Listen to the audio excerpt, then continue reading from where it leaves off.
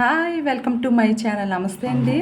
ఈరోజు పెసరబూరలు చేసుకోబోతున్నామండి. పెసరపప్పుతోని కుడుము తయారు చేసుకోబోతున్నాం. ఎలా చేయాలో ప్రాసెస్లోకి వెళ్దామా.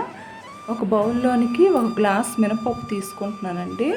నేను తొక్కతో పప్పు తీసుకుంటున్నాను. ఒకవేళ మీ దగ్గర గుళ్ళు పప్పు ఉంటే అది కూడా వేసేసుకోవచ్చు. అలాగే పెసరపప్పు కూడా నాటుపప్పు అండి, పంటపప్పు తీసుకుంటున్నాను. ఒక కప్పు వేసుకుంటున్నాను వేరే బౌల్లోని. అలాగే రైస్ ఒక గ్లాస్ వేసుకుంటున్నాను, వేరే బౌల్లో వేసుకుంటున్నాను.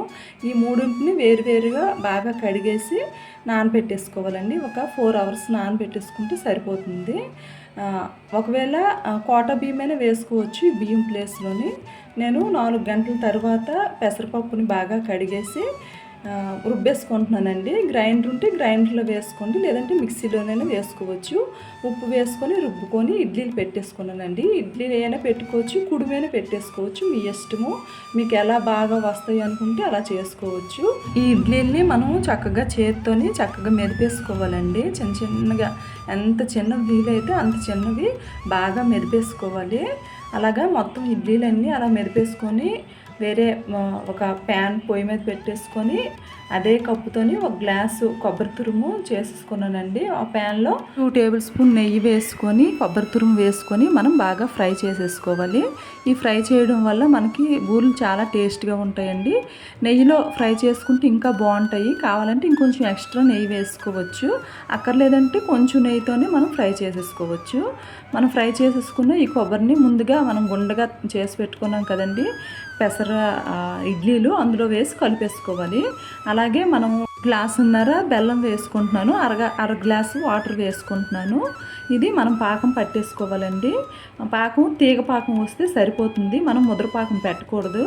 మినపప్పు కడిగేసుకొని బియ్యం మినపప్పు దగ్గరగా రుబ్బేసుకొని ఉంచుకోవాలండి. అలాగే ఇక్కడ మనం చూస్తే పాకం రెడీ అవుతుంది. చూడండి, మనకి తీగ పాకం లాగా రావాలి.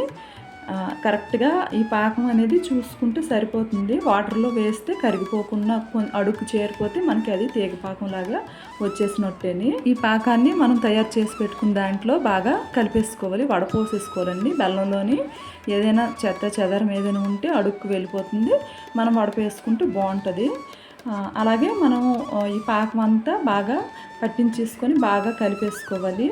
నేను ఇలాచీ పౌడర్ కూడా వేసుకుంటున్నానండి. పాకంలోని వేసుకోవచ్చు, లేదంటే పౌడరు ఇలాచీలు బాగా దంచేసి వేసుకోవచ్చు. ఒక 4-5 ఇలాచీలు బాగా దంచేసి ఇందులో కలిపేసుకుంటున్నాను. బాగా కలిపేసుకొని మనం చిన్న చిన్న ఉండల్లా తయారు చేసుకోవడమేని. మన ఇష్టమే, మనకి ఏ సైజులో కావాలంటే ఆ సైజులో చేసుకోవచ్చు. నేను మీడియం సైజులో చేసుకుంటున్నానండి. మొత్తం అన్నీ చేసాక పొయ్యి మీద ఆయిల్ పెట్టేసి హీట్ చేసుకొని మనం బూరెలు వేసేసుకోవడమేని. బూరెలు మనం లోపలిది బయటికి చీదిసి బయటకు వచ్చేయడం కానీ అలాంటివి జరగదండి. చాలా పర్ఫెక్ట్గా వచ్చేస్తాయి. ఇదిగోండి, మనము రుబ్బు పెట్టుకున్న మినపప్పులోని ముంచేసి వేసేసుకోవాలి.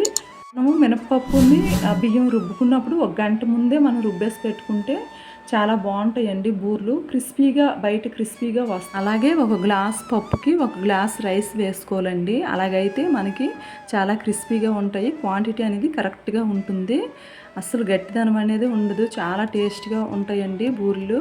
ఒకసారి ఇలా ట్రై చేయండి. మీకు కనుక నచ్చితే ప్లీజ్ లైక్ చేయండి, సబ్స్క్రైబ్ అవ్వండి. ఇంకా సపోర్ట్ చేస్తూ ఉంటారని ఆశిస్తున్నాను. చూడండి, బూరెలు అస్సలు లోపలిది ఏమీ బయటికి రాకన్నా బయట చాలా క్రిస్పీగా, చాలా టేస్టీగా వచ్చాయి.